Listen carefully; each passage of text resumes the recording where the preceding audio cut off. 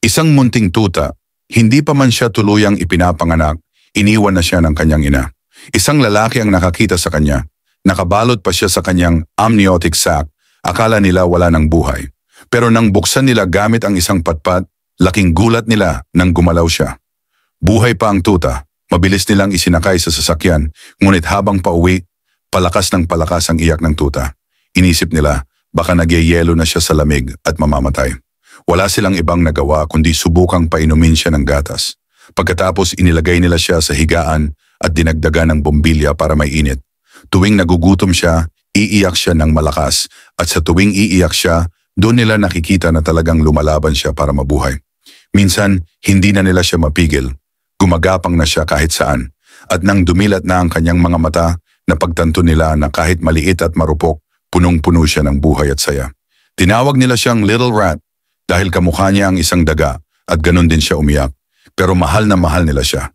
Kahit pa sirain niya ang mga halaman sa bahay, kahit pa sobrang kulit niya, hindi matatawaran ang ligayang dala niya.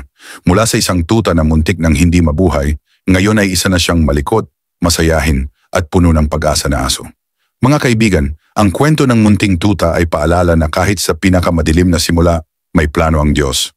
Sabi nga sa Kawikaan chapter 12 verse 10, ang matuwid ay nagpapakundangan sa buhay ng kaniyang hayop, ngunit ang mga kaawaan ng masama ay malupit. Ang tunay na may malasakit ay marunong mag-alaga ng hayop, gaya ng lalaking nagligtas sa tuta. Kung ang isang munting tuta ay hindi pinabayaan, gaano pa kaya tayong mga anak ng Diyos? Hindi lahat ng laban natin ay madaling pagdaanan. Minsan akala natin wala ng pag-asa. Pero tulad ng tuta na ito, basta may magmamahal at may Diyos na gumagabay, may bagong simula at may bagong buhay na naghihintay. Kung na-inspire ka sa kwentong ito, huwag kalimutang i-like ang video, i-share sa mga kaibigan at mag-iwan ng comment sa baba. At kung gusto mo pa ng mga kwento ng pag-asa, kabutihan at pananampalataya, subscribe ka na sa aming bagong YouTube channel, Jazzy Stories. Dito, bawat kwento ay may dalang inspirasyon mula sa Diyos. Maraming salamat sa panonood. Naway nagsilbing inspirasyon ang kwento ngayon.